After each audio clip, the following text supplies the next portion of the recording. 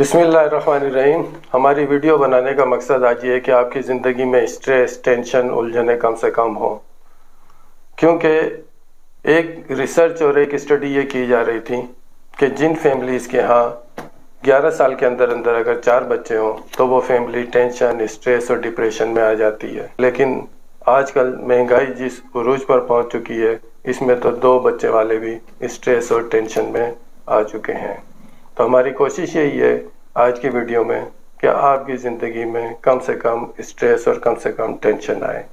जहाँ स्ट्रेस और टेंशन की बात आ रही तो वहाँ मैं आपसे एक डेटा भी शेयर करना चाहूँगा जो 24 फरवरी सन 2022 को BBC उर्दू लाहौर में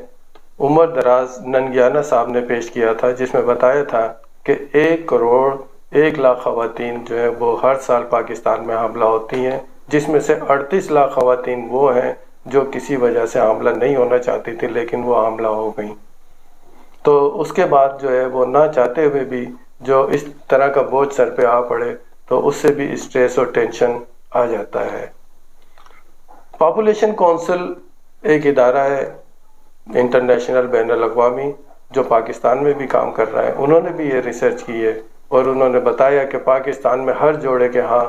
एक विलादत गैर इरादी हो जाती है, जिसके बाद वो स्ट्रेस में आ जाते हैं। पाकिस्तान में आबादी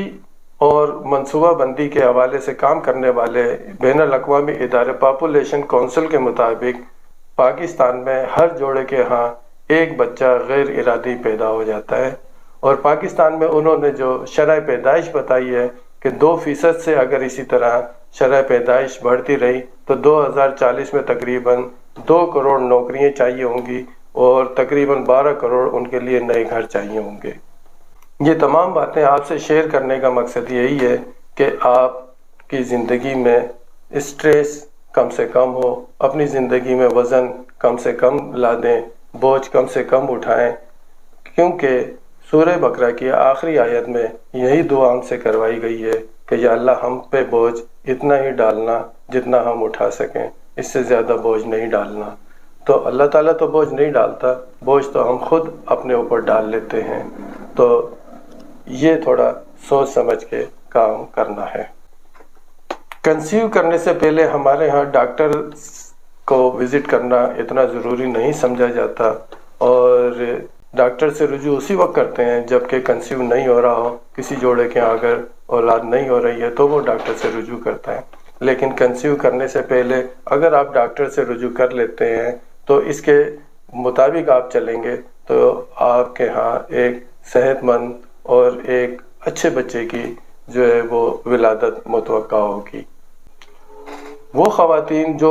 मुस्तकिल दवा इस्तेमाल कर रही हैं, चाहे वो डायबिटीज़ की दवा इस्तेमाल कर रही हो, ब्लड प्रेशर की दवा इस्तेमाल कर रही हो, रूमेटॉइड आर्थराइटिस की दवा इस्तेमाल कर रही हो या एपिलेप्सी मिर्गी के दौरों की दवा इस्तेमाल कर रही हो, कोई भी दवा जो मुस्तकिल बुनियाद पे इस्तेमाल कर रही हो, ले रही हो, तो जब वो कंसीव करना चाहे तो डॉक्टर से बिल्कुल उन्हें रुजू करना चाहिए कि अब हम कंसीव करना चाह रहे हैं तो आप हमारी दवाओं को एडजस्ट कर दीजिए। डॉक्टर से मशवरे के बाद जब आप कंसीव कर लें तो फिर उसके बाद आपने डॉक्टर को बाकायदा विज़िट करने हैं। आपका 9 महीने का जो दौरानिया है इसे 3 हिस्सों में तकसीम कर लेते हैं। एक फर्स्ट ट्राइमेस्टर जो पहले 3 महीनों का है, सेकंड ट्राइमेस्टर दरमियान के 3 महीने और लास्ट ट्राइमेस्टर थर्ड ट्राइमेस्टर जिसे कहते हैं वो आखिरी के 3 महीने। इनमें मुख्तलिफ औकात में डॉक्टर आपको विज़िट के लिए बुलाएगा, चेकअप होगा, बच्चे का भी चेकअप होगा आने वाले का और आपका भी चेकअप होगा, ब्लड प्रेशर, शुगर और दूसरी जो चीज़ें वो भी टेस्ट होंगी। तो ये बिल्कुल एक बेहतर तरीके से आप ये काम मुकम्मल अच्छे तरीके से आप सरअंजाम दे पाएंगे, जिसमें साइड इफ़ेक्ट के चांसेस कम से कम होंगे। सूरह बकरा की आयत 223 में ख़वातीन को कहा गया है कि ये आपके लिए एक खेती है, तो जब आपको फसल दरकार हो तो आप यहाँ आएँ। तो अब ये इतनी अच्छी मिसाल है कि जिसकी कोई इंतहा नहीं। आप खेती की तरफ आ जाइए कि एक किसान खेती को किस तरह से तैयार करता है, किस तरह ज़मीन तैयार करता है, किस तरीके से वहाँ से झाड़ फूस वगैरह अलहदा करता है और फिर उसे नरम करता है, پھر اس کے بعد اس میں کھاد کی مقررہ مقدار ڈال کے بیج جو ہے وہ زمین کے اندر دبا دیتا ہے۔ بیج دبانے کے بعد بھی وہ اس کی دیکھ بھال جاری رکھتا ہے، اس کا پانی کا، دھوپ کا، ہر چیز کا خیال رکھتا ہے، تو پھر ایک نئی پودے کی، ایک نئی زندگی کی ابتدا ہوتی ہے۔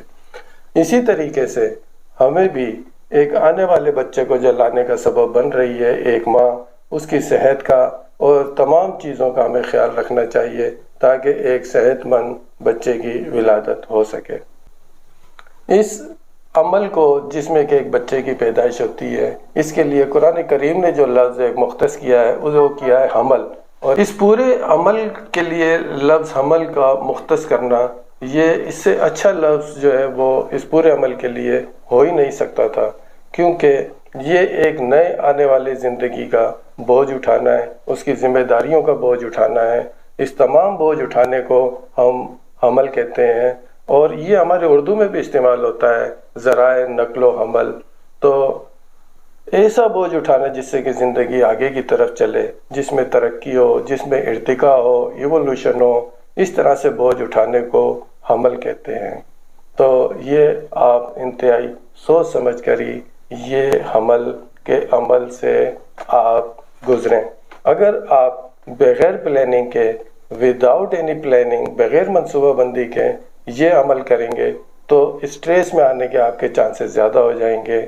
جس کی بنا پہ جیسا کہ ڈیٹا بتایا تھا کہ پاکستان میں 1,01,00,000 خواتین حاملہ ہوتی ہیں، جس میں کہ 38 لاکھ خواتین کسی بیماری کی وجہ سے یا کوئی اور اپنا اکنامک کنڈیشن کی وجہ سے وہ حاملہ نہیں ہونی چاہتی، لیکن وہ حاملہ ہو جاتی ہیں، جس کے بعد اسٹریس اور ٹینشن ان کی لائف میں آ جاتا ہے۔ ہماری آج کی جو یہ ویڈیو ہے، ہو سکتا ہے کہ یہ الفاظ آپ پہ تھوڑا گراں گزریں کیونکہ معاملہ تھوڑا نازک ہے، لیکن یہ انتہائی لازمی بات تھی جو آپ سے ڈسکس کرنا تھی، کیونکہ ایسا عمل کریں جس کے آپ متحمل ہو سکیں تو وہ کریں، ورنہ اس عمل سے آپ پرہیز جاری رکھیں۔ لیکن ابھی ہم عہد طفلی سے گزر رہے ہیں، ابھی ہم انسانیت کی بلندی پر نہیں آئے ہیں، تو ابھی ہمارے ذہن میں یہ کانسیپٹ ہی نہیں ہے کہ شادی ہو اور یہ عمل نہ ہو، تو لہٰذا ہم مانع حمل جو ہے وہ ادویات کا اور مختلف طریقوں کا استعمال کرتے ہیں، اور کچھ اس میں ناکامی ہو جاتی ہے تو پھر یہ واپس ان پلان جو ہے پریگننسی ہو جاتی ہے، پھر وہ ایک اسٹریس اور ٹینشن لائف میں آ جاتا ہے، کیونکہ ہر انسان کی خواہش یہ ہوتی ہے کہ میرا بچہ جو ہے وہ آگے جائے، میرا بچہ جو ہے وہ ترقی کرے، لیکن جب اس کا بچہ آگے نہیں جاتا اور ترقی نہیں کرتا اور دوسرے بچے ترقی کر رہے ہوتے ہیں تو اسٹریس اور ٹینشن اور اداسی اس کی لائف میں آ جاتی ہے۔ تو آج کی ویڈیو کا مقصد ہی یہی تھا کہ آپ اس عمل کو انتہائی سوچ سمجھ کر پوری پلاننگ کے ساتھ کریں۔ ہماری اگلی ویڈیو جو ہے وہ آئے گی کہ جب حمل کے آخری مراحل، جب ڈیلیوری ہو رہی ہوتی ہے تو ہمیں پتہ نہیں ہوتا کہ کتنا ٹائم یہ ڈیلیوری چلے گی، کتنا ہم جو ہے اس کو اسٹریس میں ہمیں دیکھ کر، اور کچھ آج کل ایسا رجحان آ گیا ہے کہ فوراً آپریشن کی طرف چلے جاتے ہیں، تو کب آپریشن کی طرف جانا چاہیے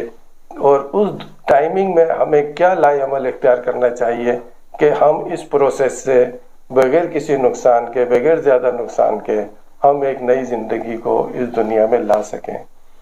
کیونکہ ہماری ویڈیو جو ہے وہ بچوں کی صحت سے متعلق چل رہی تھی، تو اسی صحت کو جو ہے مد نظر رکھتے ہوئے، اسی عمل کو مد نظر رکھتے ہوئے ہم نے ایک ماں کی صحت بھی اچھی ہونی چاہیے، والد کی صحت بھی اچھی ہونی چاہیے کہ دونوں مل کے ایک نئی زندگی کا بوجھ اٹھا سکیں، اور ان کے حالات بھی اچھے ہوں۔ حالات اچھے تبھی ہوں گے جب ایک ویل پلان طریقے سے لائف گزر رہی ہوگی،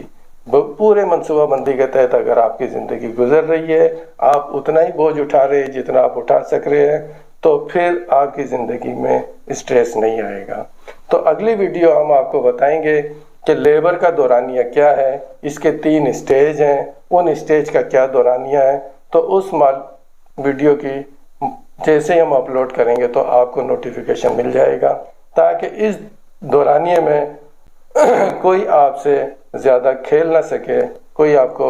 زیادہ پریشانی میں اضافہ نہ کر سکے اور آپ بآسانی اس عمل سے گزر جائیں۔ تو مجھے امید ہے کہ یہ ویڈیو سے آپ کا ذہن تھوڑا کھلا ہوگا اور اسٹریس آپ کی لائف میں کم سے کم ہوگا۔ اگر کوئی سوال ہے، کوئی کوشچن ہے، کوئی کمنٹس ہیں تو آپ کمنٹس باکس میں اندراج کر دیجئے، انشاءاللہ اسے دینے کی کوشش کریں گے۔ اللہ حافظ۔